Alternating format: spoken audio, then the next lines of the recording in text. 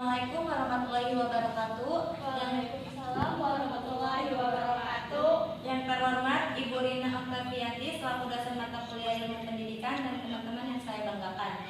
Pertama-tama, marilah kita panjatkan puji syukur kehadirat Allah Subhanahu wa taala yang telah memberikan rahmat sehingga kita dapat berkumpul di ruang kelas ini. Perkenalkan, nama saya Emilia Sri Putri selaku moderator yang akan memandu jalannya presentasi dan diskusi kali ini. Hari ini yang bertugas melakukan presentasi adalah kelompok 2 dengan materi fungsi dan jenis lingkungan pendidikan.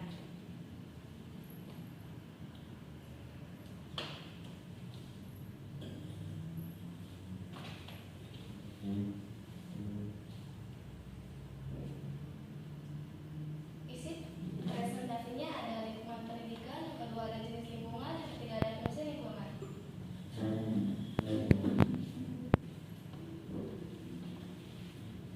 Lingkungan pendidikan, pentingnya pembentukan karakter seseorang melalui pendidikan sehingga pendidikan berperan penting di dalam membentuk baik dan buruknya pribadi seseorang. Manusia dalam kehidupannya akan dipengaruhi oleh lingkungan, baik di lingkungan formal maupun non formal.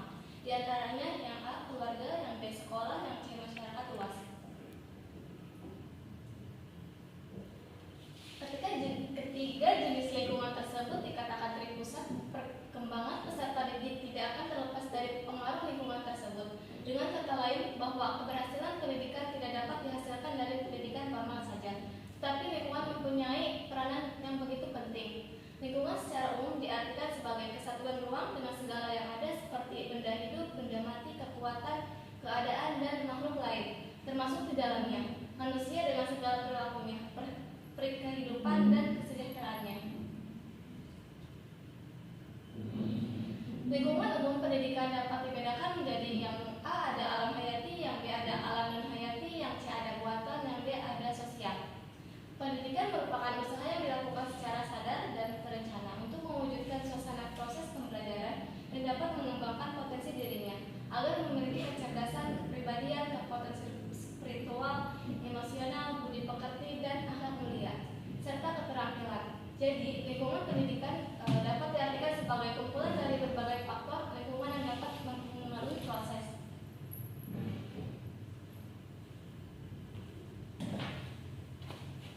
Yang kedua ada jenis lingkungan. Dilihat dari peserta didik, tampak bahwa mereka hidup pada suatu masyarakat di mana mereka mengalami proses pendidikan. Karl Hajar Dewantoro mengatakan bahwa lingkungan itu ada 3 atau disebut dengan tripusat. Yang ke-1 ada keluarga. Ki Hajar Dewantoro pernah mengatakan sebaik-baiknya tempat untuk melakukan proses pendidikan awal secara individual dan proses pengenalan sosial adalah lingkungan keluarga. Lingkungan keluarga merupakan pendidikan yang awal, madrasatul ula, bersifat informal, kodrati sebagai penanggung jawab adalah orang tua. Fungsi pendidikan dalam keluarga antara lain, yang ke-1 ada menumbuhkan pengembangan emosional anak, yang kedua ada membentuk pendidikan moral anak, yang ketiga ada menanamkan pendidikan sosial anak, yang keempat ada sebagai awal pendidikan agama bagi anak.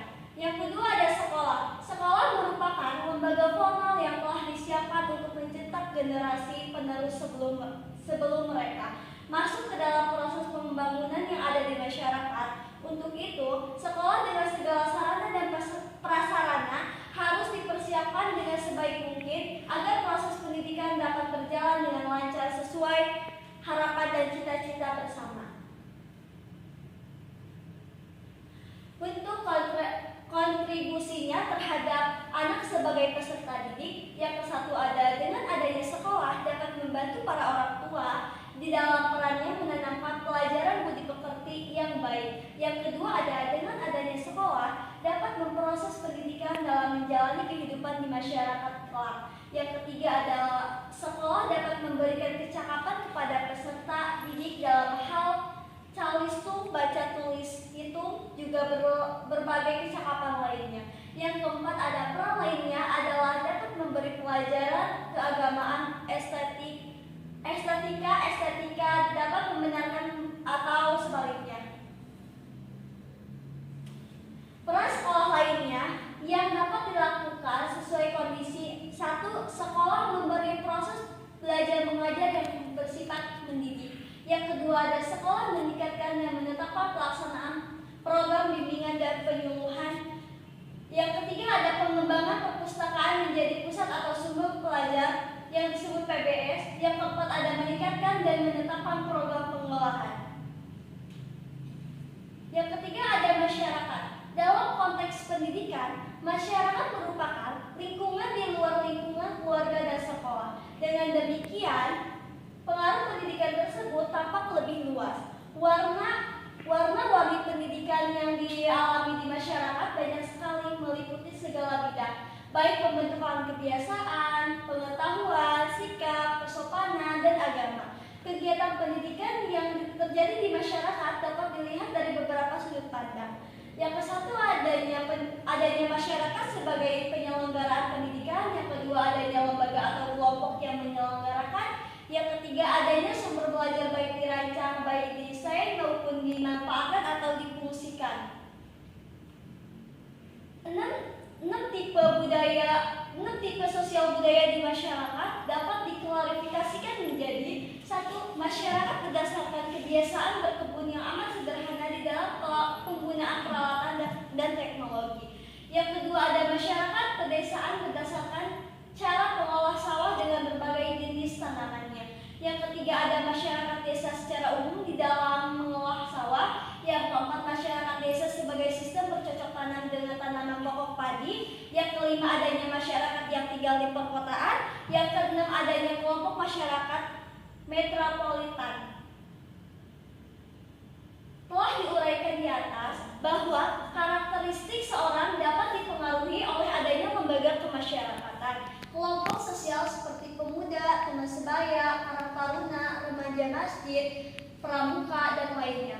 Kelompok teman sebaya punya fungsi terhadap kelompoknya, diantaranya: 1. Mengajarkan dan memperkenalkan kehidupan, cara berinteraksi, menyesuaikan diri dan lingkungan masyarakat.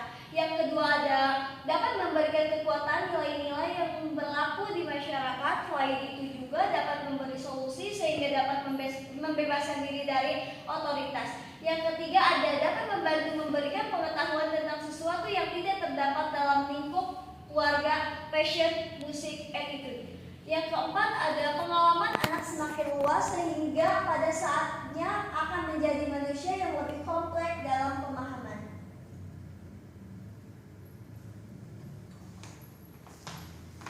Ada juga fungsi lingkungan. Lingkungan mempunyai peluang besar di dalam memberikan kontribusi minimal dalam 3 hal. Yang pertama, ada penguatan personal budaya melalui proses bimbingan. Yang kedua, penguasaan ilmu pengetahuan melalui proses pengajaran. Yang ketiga, penguasaan keterampilan melalui proses pelatihan. Fungsi lingkungan pendidikan secara umum dapat membentuk anak didik berinteraksi dengan berbagai lingkungan yang ada di sekitar, utamanya di lingkungan sumber daya pendidikan yang tersedia, dan akan tercipta gumung timbal balik antara keduanya.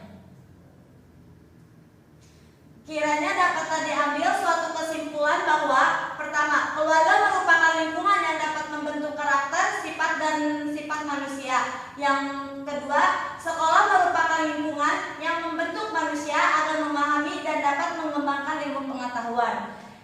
Yang ketiga, masyarakat merupakan tempat mengaplikasikan atau sebagai lahan mempraktekkan hal yang telah diperoleh di keluarga maupun sekolah. Selain itu juga sebagai tempat pengembangan keterampilan. Demikianlah kegiatan presentasi dan diskusi hari ini. Saya selaku moderator meminta maaf atas segala kesalahan. Mari kita tutup kegiatan hari ini dengan membaca Alhamdulillah. Alhamdulillah.